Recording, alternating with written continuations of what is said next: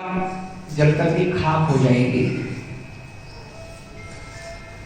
उन्होंने कहा था कि जो बलराम थे बड़े भाई थे श्री कृष्ण के, और बलराम जब जब भी नारायण प्रतिनारायण उत्पन्न होते हैं तो बलराम जो के भाई होते हैं वो भाई उनसे बहुत ही स्नेह करते हैं, और इतना स्नेह करते हैं कि छोटे भाई की मृत्यु होने के बावजूद भी उसका अंतिम संस्कार नहीं होने देते, जबकि वो छाया समृष्टि थे।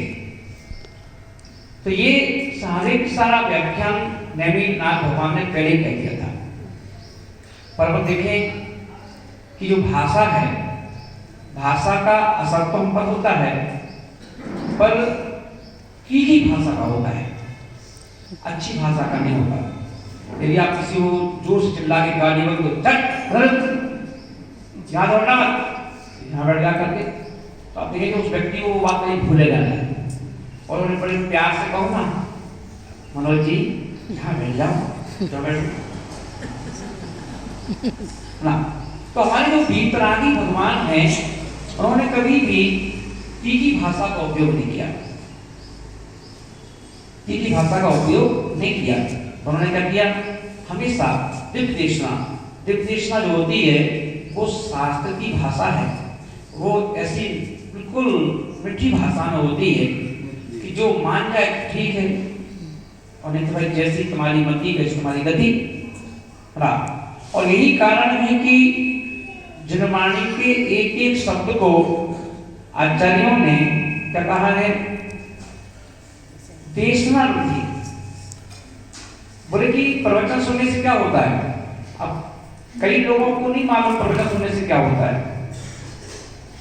अब लोग सोचते हैं कि प्रवचन सुनेंगे तो आधा घंटा बेकार हो जाएगा हमारा, प्रवचन सुनेंगे तो 1 घंटा और बेकार हो जाएगा हमारा फालतू में, है ना। इतना कितना कीमती समय अपना, काम कुछ है नहीं है, ये भी नहीं काम है कुछ, काम कुछ नहीं है ना, कोई फुर्सत है। हाँ, करना क्या है, या तो घर जाओगे तो खाने पीने में लगोगे, या खिलाने पिलाने में लगोगे, है ना। हाँ, और दूसरी अपन देखें तो काम कुछ नहीं, मगर जिसमें हमारी आत्मा का हित है वो चीजें हमें अच्छी लगती। जैसे आज के बच्चों को रोटी अच्छी लगती, उन्हें चाइनीज दे दो, बर्गर दे दो, पिज्जा दे दो, ये दे दो, बड़े अच्छे से खाएंगे। रोटी दे दो तो मुंह टेढ़ा करेंगे, रोटी नहीं कहेंगे। ये आप लोगों के शौक से ही 56 चल रहा है। घर का किचन नहीं चल रहा, पर 56 चल रहा है। क्यों चल रहा है, तो वहां पर पेट को खराब करने वाली, बीमारियों को पैदा करने वाली चीजें परोसी जा रही हैं। वाह, और लोग बीमार भी हो रहे हैं, कैंसर की बीमारियां बढ़ रही हैं, पर फिर भी 56 अच्छा लगेगा, है ना। तो क्यों, बल्कि हमारी किस्मत में कोई चीज है भी, पंचम काल चल रहा है, पंचम काल चल रहा है, तो हमें अच्छी चीज अच्छी लगेगी नहीं। माता पिता की सीख किसी को अच्छी लग रही, क्यों लग रही। आज जितने भी माता पिता हैं वो दुखी हैं अपनी संतान से, वो दुखी हैं क्योंकि वो संतान की बात सुनने को तैयार नहीं है। अब किसी ने पूछा भगवान से, ये संतान हमारी क्यों नहीं सुनती है, ये संतान जिसको हमने पैदा किया, पढ़ाया लिखाया बड़ा किया, ये हमारी क्यों नहीं सुनती है। भगवान ने कहा, तो हमारी सुनते हो, सही बात है। तुम निर्माणी सुनते हो, हैं? जब तुम निर्माणी सुनते हो तुम्हें, है ना, ऊब आती है सुनने से, एलर्जी सी होती है, इसलिए बच्चों को भी तुम्हारी बातें एलर्जी उत्पन्न होती है। अब ज्यादा समझाओगे तो बच्चे कहते हैं चुप रहो, मम्मा कितनी बोलती हो, है ना, कितना बोलती हो आप। पिताजी से बोल देता है बेटा, पापा कितना बोलते आप, चुप रहा करो, मम्मी समझाओ ना तो कितना बोलते हैं, होता नहीं होता है। क्या हो रहा है, क्योंकि आप लोग भी, आपको सुनने की आदत नहीं, तो सुनने की आदत, आचार्य महाराज बोल रहे हैं कि सुनने की आदत जरूर डालना चाहिए। जब आप सुनने की आदत डालोगे तब आप कोई आपको सुनना चाहेगा, आप सुनने की आदत डालोगे। क्योंकि हम देखें कि भगवान महावीर स्वामी ने कहा है कि जिसको जनवाणी सुनने की आदत पड़ जाए है ना, वही व्यक्ति भव्य जीव है। और जिन्हें जनवाणी सुनने की आदत नहीं है उन्हें भव्य होकर भी अभव्य जैसा कह दिया। अभव्य जीव है वो क्या जानेंगे मोक्ष मार्ग क्या होता है, ये क्या जानेंगे। देखो अपन भले ही बंदे को एक बात बताऊं, भगवान की महावीर की भाषा और एक लौकिक भाषा में बड़ा जमीन आसमान का अंतर है। भगवान महावीर स्वामी की भाषा ये है कि देखो तुमने भले ही कोठी बना ली हो, तुमने भले ही 50 लाख की गाड़ी खरीद ली हो, तुमने भले ही खूब पैसा कमा लिया हो, पर बोले इससे तुम्हारी आत्मा का कोई संबंध नहीं और इससे तुम्हारी आत्मा का कल्याण की कोई संभावना नहीं। पर किसी ने रोडपति है, कुछ नहीं कमाया, न गाड़ी है न कोठी है, पर उसको व्यक्ति सुनने की आदत डाल ली, उसने जनवाणी की, भक्ति करने की आदत डाल ली, उपासना करने की आदत डाल ली, वो व्यक्ति मोक्ष चला जाता है, मोक्ष चला जाता है ना। अभी महाराज हो तो इससे कोई जरूरी थोड़ा ना कि ये अंबानी परिवार से आए, है ना। क्या अंबानी परिवार से आए थे, इनके घर में बड़ी, है ना, बड़ी बड़ी गाड़ियां थी या बड़े बड़े मकान थे, ऐसा कुछ नहीं। पर फिर भी इन्होंने अपना कल्याण कर लिया। कि आज की डेट में हम देखें कि कोई भी कोठी वाले भी हो तो वो हाथ जोड़ेंगे। बोले क्यों? बोले कि चारित्र जो है वो पूजनीय, तो चारित्र है वो पूजनीय है। देखो साधुओं को कितने लोगों ने देखा है इत्र लगाते हुए? देखा किसी ने? नहीं देखा ना। और कितने ग्रस्त ऐसे हैं जिनमें को जो इत्र लगाते हो? बोले क्यों? बोले कि आपके पास चारित्र नहीं है, इसलिए बदबू आती है शरीर से। क्या आती है? बदबू आती है, और इसीलिए आपको क्या करना पड़ता है, उस बदबू को छुपाने के लिए ना इत्र लगाना पड़ता है। इत्र लगाओ, कमरे में बदबू आती है तो कमरे में वो रूम जैसा वो घर में मिलेंगे। क्या कर रहे हो? और स्मेल आ रही है, स्मेल किसकी है? घर तुम्हारा है, कमरा तुम्हारा है, स्मेल किसकी आएगी? मेरी आ रही है। तो आपकी ही कमरे की खुशबू, आपका बेटा होगा या आपकी बेटी होगी या आपका पति होगा, उन्हीं की तो है स्मेल, है ना। वो भी आपको अच्छी लगती है, इसलिए अगर रूम रिश्ता है लगाते जाओ, इत्र लगाओ, अच्छी खुशबू वाली तेल लगाओ, खुशबू वाली क्रीम लगाओ ना। बोले क्यों? चित्त नहीं है और इनके पास कोई क्रीम नहीं, कोई पाउडर नहीं है, क्या ना इत्र है, क्योंकि कुछ नहीं चाहिए, इत्र की जरूरत नहीं है, क्योंकि चरित्र पूजनीय होता है। इसलिए भगवान महावीर स्वामी ने कहा कि चरित्र पूजनीय था, पूजनीय है, पूजनीय रहेगा। इसलिए बोले कि चरित्र का एक कमरा हमारा, जैसे हम मकान में एक कमरा अलग अलग बनाते हैं सबके, एक कमरा हमारा अपने हृदय में चरित्र का बनना चाहिए। वो चरित्र का कमरा, क्योंकि हम देखें ये मत सोचो कि कोठी से क्या कर लोगे। कोठी वाला भी तो 2 मास पे जाता है। कोठी वाला कौन सा BMW में जाता है मरने के बाद? जाता है क्या? है? और बस BMW हो भी कोठी में, तब भी बच्चे लोग खुश होते गाड़ी हो गलती हो जाएगी ना, और BMW में लेटा लेंगे तो वो क्या कहते हैं, वो भी यही कहते हैं भैया बाजार से 5 खरीद के लाओ, दिल्ली पे ले जाओ, कहते हैं। इसलिए आचार्य महाराज बोलते हैं कि ध्यान रखो, जिस चीज पर तुम इतराते हो वो तुम्हारे काम की नहीं, यही छूट जाती है। अभी कोरोना में अच्छे करोड़पति अरबपति चले गए, कुछ नहीं ले गए, है ना। काले पन्नी में लपेट करके उनके अंतिम दर्शन भी नहीं हो पाए, है ना। और किसको जला दिया, किसकी हड्डी मिल गई, पता भी नहीं चला। वो महिलाएं जिनका पति मर गया, वो अपने अंतिम समय में पति के लाश के पास बैठ के रो भी नहीं पाएंगे, इतना भी मौका नहीं मिला। तो किसके ऊपर इतराते हो? अरे इतराएं तो हम इतराएं क्योंकि हमारे पास हमने जग को धारण कर लिया, वो चीज धारण कर ली जो भगवान का मार्ग खोजती है, भगवान का मार्ग पर ले जाती है, वो चीज धारण कर लेगा। इसलिए महानुभाव मिथ्यात्व हाथ जोड़ेंगे ना, हाथ जोड़ो, चेहरे पे स्माइल लाओ।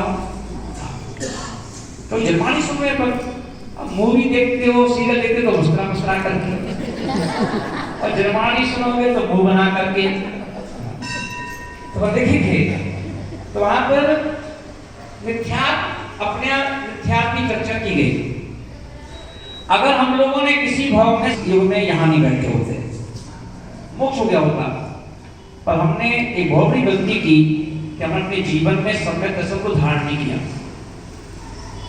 कभी कभी आप जितनी भी स्त्रियां, माताएं, बहनें हमारी बैठी हैं, कभी कभी दर्पण में के सामने चेहरा तो निहार से हो, कभी दर्पण के सामने बैठ कर के 2 मिनट का चिंतन भी करना कि आज मुझे स्त्री बनकर के ना घर की जिम्मेदारियां और खाना बनाना खिलाना, ये जिम्मेदारी हमारी है, ये क्यों है, क्यों है? तो ये देखिए अपन ने धर्म को जो इग्नोर किया है ना, भाव भाव में इग्नोर करते गए, इग्नोर करते गए, इग्नोर करते गए, इग्नोर करते गए, और आज अपन स्त्री पर्याय पर आ गए। और आचार्य जी ये भी बोल रहे हैं कि ये स्त्री पर्याय की बात की पर्याय कौन सी है, मालूम है क्या आपको? है स्त्री पर्याय के बाद यदि अपन स्त्री पर्याय में यदि अपन ने अपना कोई सनिष्ठा ली तो इसके बाद तिरंज गति आती है। इसलिए जब भी रास्ते में कोई भैंस मिल जाए, गैया मिल जाए, गौशाला के जाओ, सोच लेना कि ये हमारी बहन ही है ना। और कभी इनमें हमारा नंबर भी आ सकता है कि आज हम कोठी में से निकल रहे हैं, गाड़ी में से निकल रहे हैं, एक आध दिन वहां बैठ घर घर करोगी। बोले क्यों? बोले कि हमने समय को धारण नहीं किया। और पुरुष जो है तो उनसे कहते देखो कि तुम ज्यादा इतराना। बोले तुम्हारा पुरुष के बाद कौन सा नंबर आता है? स्त्री का। पुरुष स्त्री में जाते, स्त्री सरक करके तिरंज गति में चली जाती है। बोलो माया त्रिज्योदस्ते, माया त्रिज्योदस्ते। कौन कह रहा है? रहस्याग नहीं कह रहे, कौन कह रहा है? कुमार स्वामी महाराज सतवा सूत्र के 6वें अध्याय में माया त्रिज्योदस्ते। तो और हम देखेंगे क्यों? बोले कि जब स्त्री बनता है कोई, तो स्त्री बनने के बाद माया चाली आ जाती है। एक इसको पर्याय का गुण है, पर्याय का गुण है ये, मायाचारी आ जाती है। और जब मायाचारी आती है तो स्त्री पर्याय के बाद मायाचारी होती है, और मायाचारी होती है तो माया करने वाला तिरंज बनता है नियम से। इसलिए कह दिया कि हे बहनों, है ना, इतनी मेहनत करती हो, और इस पर्याय को अपन देखें कि कभी कल्पना कर लिया करो कि इस स्त्री पर्याय में खुश मत होना। एक महिला ने करवा चौथ का व्रत किया, और करवा चौथ का व्रत किया तो वो अपनी सहेलियों के साथ जिन जिन ने व्रत किए तो बैठी थी, और बैठी थी तो उन्होंने आपस में चर्चा चल रही थी कि तुम्हारा पति कैसा है, तुम्हारा पति कैसा है, पूछ रहे थे। तो बोले कि हमारा पति तुम्हारी तो किस्मत खुल गई, क्या सुंदर पति है, इतना अच्छा ध्यान रखने वाला है। क्या बोला प्रीति? बहुत ध्यान रखने वाला है, बहुत अच्छा पति है। और बोले कि अब इतनी भाव हो गई, बोले कि हम तो ये चाहते हैं कि हर पर्याय में यही पति है। तो आपने कौन सा पद मान लिया? स्त्री पर्याय कि भगवान हमारी साधना का फल यही दो कि मुझे हर पर्याय में स्त्री बनूं और ये मेरा पति बने ना। लो अब जब स्त्री पर्याय मिली तो रोते हो कि स्त्री पर्याय मिली। कभी कभी कल्पना करो आप बहू बन के आए और आपके घर में भी स्त्री ही है सास, उस स्त्री को भी अपने बेटे की जो पहली डिलीवरी होती है उसे लड़की पसंद नहीं है, स्त्री को स्त्री पसंद नहीं है। स्त्री भी चाहती है कि पहली डिलीवरी है ना लड़की आए, और लड़कों को पता चल जाता है, मतलब सोनोग्राफी से पता चल जाता है कि लड़की है। और जब घर में खबर मिलती है सास को, क्या है दिखाए, लड़की है, दर्द दे देगी, किस्मत ही खराब है। कौन बोल रहा है ऐसा? स्त्री बोलती है। स्त्री को भी स्त्री पर्याय पसंद नहीं है, ध्यान रखना। स्त्री को भी जब स्त्री पर्याय पसंद नहीं है और स्त्री पर्याय पसंद है तो भोगियों को है। कोई भी पुरुष है तो वो आपसे बड़ा मोहब्बत नहीं कर रहा है। पुरुषों का स्त्रियों को निहारना, देखना, बैठना, बोलना, उनके साथ बैठना, है ना, काय का प्रतीक है? अंतरंग से कहीं ना कहीं वासना का प्रतीक है। वो स्त्री को देखता ही है तो सिर्फ वासना की दृष्टि से देखता है ना। आप इससे धस के जाओ के सामने, उसके उनका दिमाग नहीं पहुंचेगा, है ना। इसलिए आचार्य बोल रहे हैं कि धर्म कहता है स्त्री पर्याय को तुमने प्राप्त किया है तो स्त्री पर्याय से खुश मत हो। सीता को याद कर लेना, सीता इतनी सुंदर थी, राजकुमारी थी, सब कुछ होने के बाद भी हरण हो गया, हरण, सुख नहीं भोग पाई, है ना। आखिर में लास्ट ऑप्शन था ऋषि कमंडल लेकर माता जी बनो, बन गई। और जब माता जी बन गई तो उसी सीता ने पुरुष पर्याय को थोड़ा कर दिया। तो पुरुष पर्याय बनने के लिए तो दीक्षा लेना ही पड़ेगी। दीक्षा के अलावा कोई दूसरा ऑप्शन नहीं है। इसलिए मैं अक्सर जहां भी जाता हूं मैं स्त्रियों को यही बात पुश करता हूं कि हे माताओं, भगवान से जब भी दर्शन करने जाओ उधर चलना मत बोलना, एक बार चलेगा, अर्घ मत चढ़ाना चलेगा, पूजा मत करना चलेगा, और भगवान के सामने खड़े होकर के ये जरूर कहना कि हे भगवान, जब भी जीवन का अंत हो सामने अरहंत हो।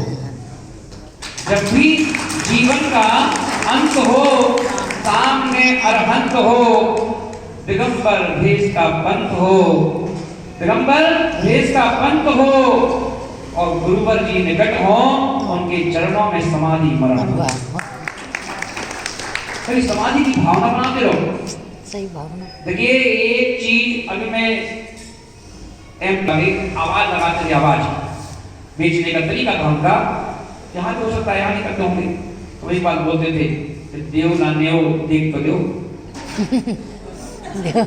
देव ना देव देख तो लो, और मैं तो खरीदो नहीं खरीदो, और ठेला पे देख तो लो, क्या बिक रहा है, ऐसे बोलता सोचना ऐसा था। भगवान महावीर स्वामी भी यही कहते, देव ना देव देख तो लो ना। क्या देखना है? दर्शन अपने आप, एक बात तो नहीं, दर्शन, दर्शन यानी प्रभु के दर्शन करना है, और दर्शन करना है तो खाली आंख से नहीं देखना है, ये सोचना है। दर्शन का मतलब होता है सम्यक दर्शन। सम्यक दर्शन यानी आत्मा का बोध। अभी अपन के पास आत्मा है पर आत्मा का बोध नहीं है, तो आत्मा का बोध हो जाए ना, खाली खाने पीने में खुश ना हो जाए अपन। इंदौर का काम, इंदौर फेमस है खाने पीने में, खाली है, पर खाने पीने में कौन का मोक्ष हुआ है? और खाने पीने में मोक्ष होता तो ये जितने तीर्थंकर हैं छोड़ते का को। आलिया भगवान ने 6 महीने का उपवास कर लिया, वो भी 56 जा सकते थे, सराफा जा सकते थे, और छोड़ दिया। छोड़ा इसी तो भगवान बने, क्योंकि if you don't live you can get nothing। कुछ पाना है पहले खोना पड़ेगा, हो, और खाने का तैयार है। इसलिए आचार्य ने कहा कि ध्यान रखना माता बहनों, जब जब भी कोई प्रवचन सुनने का मौका मिले, पूजा सारे काम छोड़ देना, पूजा छोड़ देना, कोई दिक्कत नहीं, बाद में कर लेंगे भगवान। पहले कर्ण अंजलि जो है सूखा पड़ गया है वहां पर, अब कहते ना बारिश नहीं होती है कि सूखा पड़ गया, है ना। जैसे कहते हैं कि कर्ण अंजलि है सूख गई, और सूख गई क्योंकि इसको पानी नहीं मिला, और पानी कौन सा चाहिए? पानी का रूप, पानी रूपी पानी, वो डालते रहो। मैं एक जगह बिहार कर रहा था, तो अस्पताल, सरकारी अस्पताल थी, वहां पर फ्लेक्स लगे हुए थे, उसमें लिखा हुआ था जीवन की 2 बूंद। आपने पढ़ा हुआ, पढ़ा है ना? जीवन की क्या है आपका मतलब? जीवन की 2, बच्चे को 2 बूंद उसके मुंह में टपका दो, और 2 बूंद उस बच्चे को टपका दी, वो निकल गया, क्या नहीं होगा उसको, पोलियो नहीं होगा। तो 2 बूंद में जबकि ताकत है, पोलियो नहीं होगा, तो भगवान, तो मैंने उसको पढ़ा, उसको चेंज कर दिया, जिरमानी की 2 बूंद। मैंने क्या बोल दिया, जिरमानी की 2 बूंद। मैंने कहा कि जिरमानी की 2 बूंद दोनों कानों में टपका दो, तो कभी भी तुम्हें मिथ्यात्व का उदय नहीं होगा। जिरमानी सुनते रहो। एमपी को बुंदेलखंड में एक हिस्सा बुंदेलखंड भी कहलाता है। वहां पर हम लोग अगर 10 बजे कभी बिहार करके पहुंचे ठंडी में, तो 10 बजे पहुंचे, 10:30 बजे पहुंचे, बिहार करके पहुंचे, तो वहां पर माइक रख दिया जाएगा सामने। क्यों भाई, हमारी तो शब्द भगवान के। अब उसमें तो एक कहेगा भी, अरे यार क्या 11 बज गए, प्रवचन का टाइम है। अरे बोले भैया मेरा हक क्यों छीन रहे हो, हैं? अभी अब 11 बज गए, 5 मिनट और सही, पर 2 शब्द सुना। हाँ, सुनने की वहाँ बहुत आदत है। वहां पर देखें महाराज नहीं भी हो, तो वहां पर की महिलाएं एक साथ इकट्ठी 100-200 महिलाएं इकट्ठी हो जाएंगी मंदिर में, तो फिर विश्वास है चलेगा। ये कर्ण अंजलि कभी सूखी नहीं होना चाहिए। इसमें अपन आलोचना निंदा सुनने के लिए तो हमेशा तैयार रहते हैं। सुना भाई इनकी बुराई, इनकी आलोचना की निंदा, है ना, ये तो हमें तैयार रहते हैं। इनसे तो कान सूख जाएंगे, बहरे हो जाएंगे ना। भजन है ना, कान में ले तो क्या सुन लो, जिनवाणी सुन लो।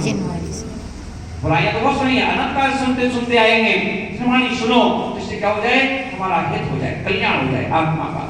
इसलिए कहा कि भैया क्या करो, जिनवाणी की 2 बूंद सुनते रहो, इससे क्या हो जाएगा, हमारा अज्ञान का जो अंधकार है, अज्ञानता का पर्दा है, वो हट जाता है। तो जब तक अज्ञानता का पर्दा नहीं हटेगा, जब तक हमारी आत्मा का सूरज का उदय कैसे होगा? तो सूरज का उदय भी तो करना है। इसलिए महाभारत विद्यात्म में 5 प्रकार के विद्यात्म हैं। कौन कौन से विद्यात्म हैं? सही निशान। पहला कौन सा है? एकांत। एकांत विद्यात्म। अब एकांत विद्यात्म क्या है? हम किसी भी एक चीज को पकड़ के बैठ जाएं, वो एकांत है। आपने हमें पकड़ लिया, मान लो इनको छोड़ दिया, इनकी, है ना, इनको ध्यान नहीं दिया, वो एकांत विद्यात्म। किसी भी एक चीज को पकड़ लिया, अगर 24 में तुमने सिर्फ पासा वालों को पकड़ लिया, वो भी एकांत विद्यात्म। वो डुबा देगा आपको, मारेगा नहीं, है ना। बोले यहाँ कहा गया कि वो तो जितने भी इतरागी भगवान हैं, वो सब ही फाइन हैं, सबको पूजो, है ना, सबको। 24 में भले पूजा एक ही करो, पर 24 को मानना पड़ेगा, 24 की पूजा करो। एकांत विद्यात्म। एक गुरु नहीं, सब गुरु, कोई भेद विभेद नहीं, कोई पंथवाद से नहीं, कोई संतवाद से नहीं, कोई ग्रंथवाद से नहीं, सब पिछी कमंडल है। वो हमारे देवताओं के पास देखें, जब भी कोई विधान होता है, पंचकर्णक होता है, पहली पूजा कौन सी होती है? देवशास्त्र गुरु। देवशास्त्र गुरु। देव, तो देव में नाम आया नहीं आया ना? क्यों नहीं आया? और आदिनाथ बोल देते तो देश छूट जाते। इसलिए बोले देव यानी सब भगवान। सब शास्त्र में कौन सा? सभी जिनवान, सभी कर्मान योग, करणान योग, चरणान योग, सारे सब गुरु, सभी आचार्य, उपाध्याय, साधु सभी एक साथ उसी पूजा है। देव शास्त्र गुरु की, और इस पूजा के बिना कोई भी चीज प्रारंभ नहीं हो सकती। बोले कि अज्ञानता हटाना है, बोले कि एकांत से किसी को नहीं मानना। हाँ ठीक है, एक गुरु बनाओ।